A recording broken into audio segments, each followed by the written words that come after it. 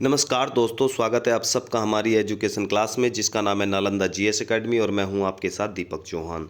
जितने लेक्चर हमारे आते हैं अगर आप लोगों ने वो नहीं देखे हैं तो सबसे पहले आप लोगों को उन्हें देख लेना है ताकि आने वाले जितने भी लेक्चर होंगे या फिर आज का जो लेक्चर है उनसे उन्हें आपको रिलेट कर सको।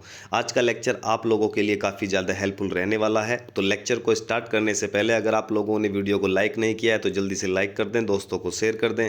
चैनल पे अगर आप नए हैं तो चैनल को आप क्या करना है, सब्सक्राइब कर लेना है और बेल आइकन को भी प्रेस कर लेना है ताकि आने वाले जो लेक्चर होंगे उनकी नोटिफिकेशन आप लोगों को टाइम टू टाइम मिलती रहे।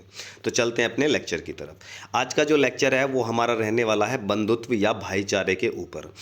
आप जानते हो कि जो भारतीय संविधान है उसकी जो प्रस्तावना है, प्रियम्बल है, उसमें कुछ प्रावधान किए गए हैं कि हमारा जो संविधान होगा वो भारत को किस प्रकार का या किस तरीके का भारत बना के भारतीय नागरिकों को देगा। आप जानते हो कि उसमें कुछ टाइप की क्या है, न्याय दिए गए हैं, कुछ समता दी गई है और कुछ आप देखते हो कि भाईचारे का प्रबंध भी किया गया है ताकि लोगों के अंदर भाईचारा बना रहे और देश की जो एकता है, अखंडता है, वो पूरी तरीके से विद्यमान रहे। तो देखते हैं कि भाईचारा और बंधुत्व होता क्या है। बंधुत्व का अर्थ भाईचारे से निकलता है। भाईचारे की भावना, संविधान एकल नागरिकता के एक तंत्र के माध्यम से भाईचारे की भावना को प्रोत्साहित करता है। आप जानते हो कि यूएसए की जब हम बात करते हैं तो यूएसए में और भारत में एक बहुत बड़ा फ़र्क होता है इस चीज़ को लेकर। जो यूएसए है वो राज्यों से मिला हुआ एक क्या है, संघ है, राज्यों से मिला हुआ, यानी कि राज्य आज़ाद थे, वो अलग अलग थे, वो एक साथ एक कोलैबोरेशन उन्होंने किया, करने के बाद में यूएसए बना और उन्होंने कहा कि ये राज्य, कोई सा भी राज्य कभी भी यूएसए से अलग हो सकता है। ठीक है, ये एक साथ आए थे। लेकिन जब हम बात करते हैं भारत की तो भारत एक साथ आज़ाद हुआ था और उसे यूनाइट किया गया था। तो राज्य जो है उनका कोई कोलैबोरेशन केंद्र के साथ में नहीं है कि हम जब तक हमारा मन करेगा हम आपके साथ में रहेंगे और जब हमारा मन करेगा तो हम आपसे अलग हो जाएंगे। भारत में ये कॉन्सेप्ट नहीं है। इसीलिए बोला जाता है कि भारत एक अखंड भारत है जबकि अमेरिका को अखंड नहीं बोला जाता है। ठीक है, तो वहाँ पर आप लोगों को स्टेट की जो नागरिकता है, सिटीजनशिप है, वो अलग मिलेगी और जब हम केंद्र की बात करते हैं तो वहाँ की जो सिटीजनशिप है या नागरिकता है वो वहाँ पर अलग मिलती है। लेकिन हमारे यहाँ पर एकल नागरिकता है, इसीलिए ताकि एकता को बल मिले। ठीक है, मौलिक कर्तव्य, आर्टिकल 51A। आप जानते हो कि जो आर्टिकल 51A है उसमें मौलिक कर्तव्य रखे गए हैं कि एक सिटीजन या नागरिक के कौन कौन से कर्तव्य देश के प्रति हो सकते हैं। इसमें भी कहा गया है कि यह हर भारतीय नागरिक का कर्तव्य होगा कि वह धार्मिक, भाषाई, क्षेत्रीय व वर्ग विविधताओं से ऊपर उठकर, आप जानते हो कि बटेंगे आप कहाँ पर बटोगे, आप धर्म के आधार पर बटोगे, आप भाषा के आधार पर बटोगे। आप जानते हो कि जब हमारा पहला स्टेट कौन सा बना था, हमारा पहला स्टेट बना था जो आंध्र प्रदेश है, और वो अलग किसके नाम, किसके हिसाब से बनाया गया था, वो भाषा के आधार पर अलग बनाया गया था। तो उसने क्या कहा कि हमें जो है एक अलग स्टेट चाहिए, तो अलग स्टेट चाहिए तो उसने बंटने की प्रवृत्ति आई कि वो बट जाए। तो वो बटा किसके आधार पर, भाषा के आधार पर। इसीलिए जो 51A है आर्टिकल, उसमें यही कहा गया है कि आप लोगों को धार्मिक, भाषाई और क्षेत्रीय, मैं किस क्षेत्र से आता हूँ, मैं किस वर्ग का हूँ, मैं हिंदू हूँ, मुस्लिम हूँ, सिख हूँ, ईसाई हूँ, मैं किस वर्ग से आता हूँ, इन सभी विविधताओं से आप लोगों को क्या करना है, ऊपर उठना है। ऊपर उठने के बाद में और आपसी भाईचारे की भावना को प्रोत्साहित करना है। आपको ये मानना है कि आप सबसे पहले इंडियन है, उसके बाद में ही आप किसी धर्म के हो, किसी भाषा बोलने वाले हो, किसी क्षेत्र से आते हो, किसी वर्ग के व्यक्ति हो। ये जो भावना है वो आप लोगों को जैपनीज़ में मिल जाएगी। जैपनीज़ बोलते हैं कि हम जैपनीज़ हैं, जर्मन वाले बोलते हैं हम जर्मनी हैं। ठीक है, जर्मन है।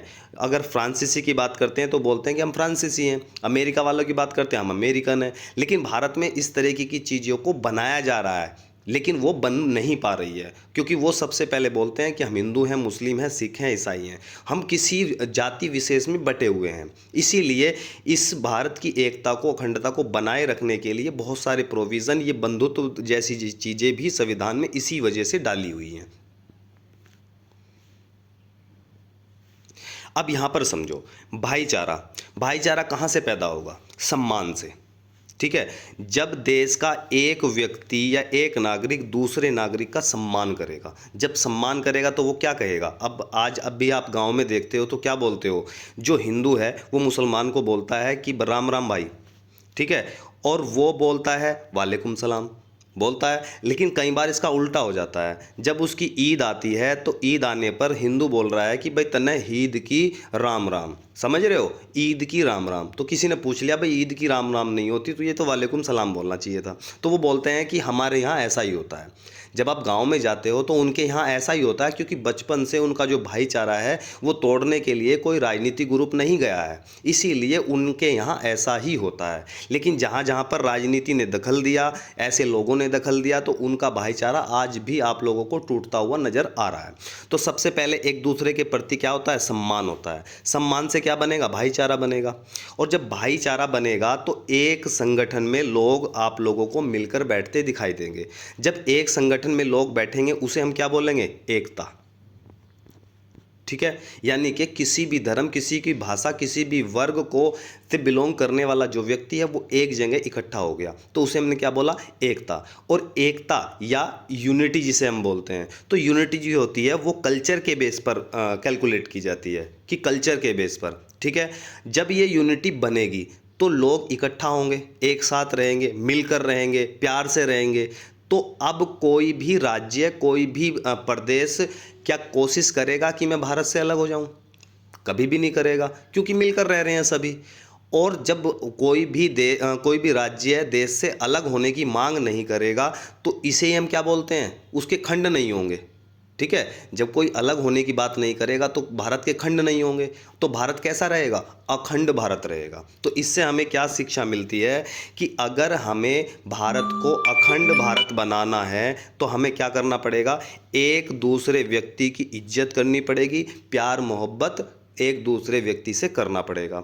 और जब ये चीज़ें आएंगी तो एकता आएगी, एकता आएगी तो अखंडता आएगी, ठीक है।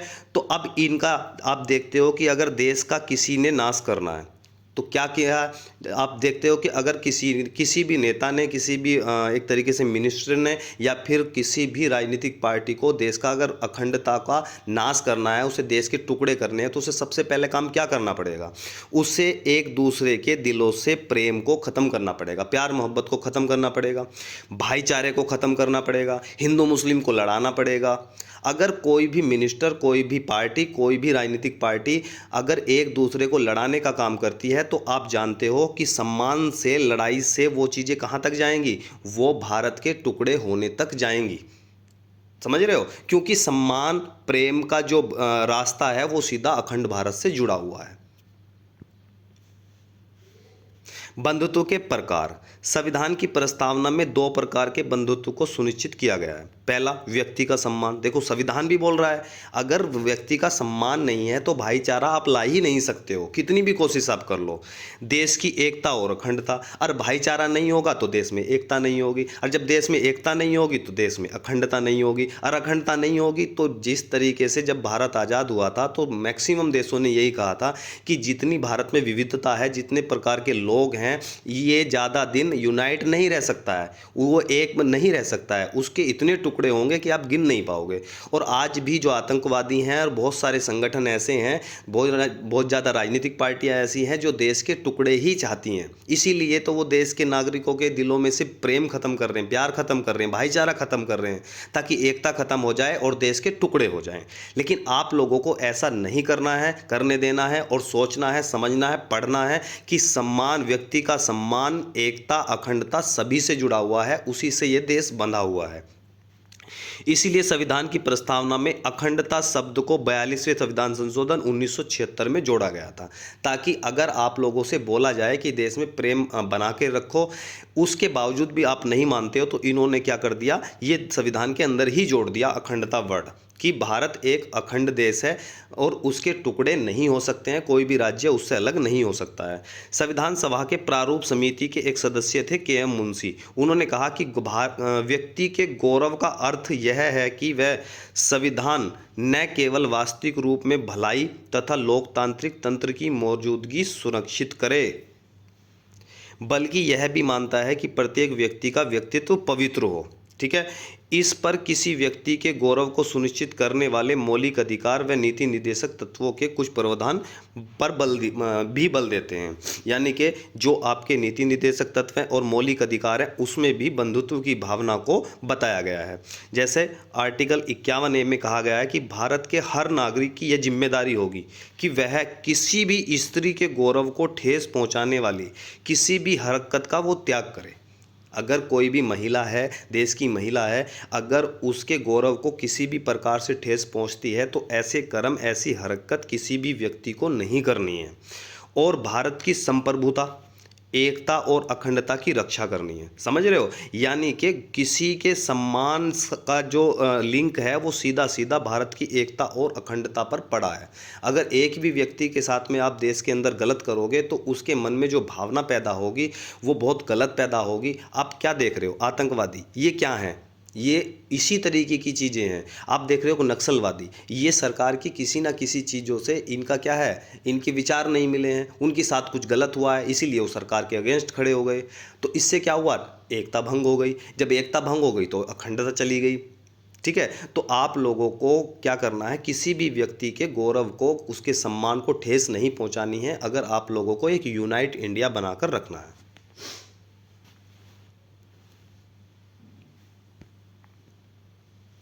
देश की एकता और अखंडता पद में राष्ट्रीय अखंडता के दोनों मनोवैज्ञानिक व सीमाई आयाम शामिल हैं। मनोवैज्ञानिक का मतलब, जब हम एकता की बात करते हैं तो ये मनोवैज्ञानिक है, यानी कि कल्चर रूप में है। लोगों के अंदर जो है एक प्यार मोहब्बत की भावना, भाईचारे की भावना है, वो यूनाइट है, वो किसी चीज़ से बंधे हुए नहीं है। जब मैं अखंडता की बात करता हूँ तो अखंडता बंधी हुई है, भौगोलिक क्षेत्र से बंधी हुई है, लेकिन एकता आपसी प्यार से बंधी हुई है, भाईचारे से बंधी हुई है। ठीक है। सरदार पटेल और एकता, आप जानते हो कि सरदार पटेल ने कितनी मेहनत की है भारत को यूनाइट करने के लिए। 560 रियासतें थी उस वक्त। ठीक है। उन सबको जोड़ना, एक करके यूनाइट भारत बनाना बहुत मेहनत लगती है।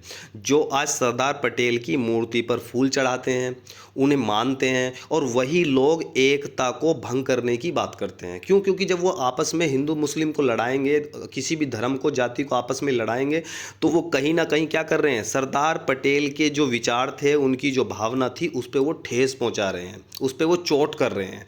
क्योंकि उन्होंने बहुत मेहनत से भारत को यूनाइट किया था, एकता उन्होंने यहाँ पर लाई थी। संविधान में आर्टिकल 1 भारत का वर्णन राज्यों के संघ के रूप में किया गया, ताकि यह बात साफ हो जाए कि राज्यों को संघ से अलग होने का कोई अधिकार नहीं है। ठीक है।